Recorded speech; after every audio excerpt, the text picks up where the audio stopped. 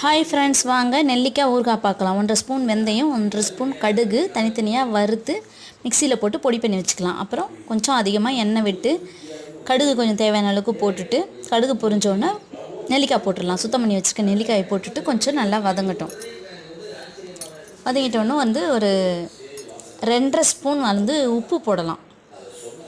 2.5 spoon உப்பு, 1/4 spoon மஞ்சத்தூள் இது வரைக்கும் போட்டு திரும்ப நம்ம வதக்கி விட்டுட்டு மூடி போட்டு வைக்கலாம் கொஞ்சம் நேரம்.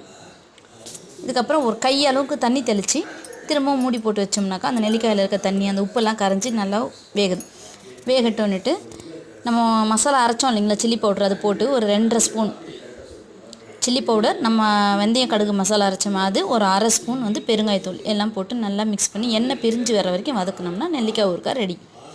வீடியோ பிடிச்சா லைக் பண்ணுங்கள், ஷேர் பண்ணுங்கள், கமெண்ட் பண்ணுங்கள், சப்ஸ்கிரைப் பண்ணுங்கள். தேங்க்யூ. பாருங்கள், ஊறுகாய் ரெடி ஆயிடுச்சு.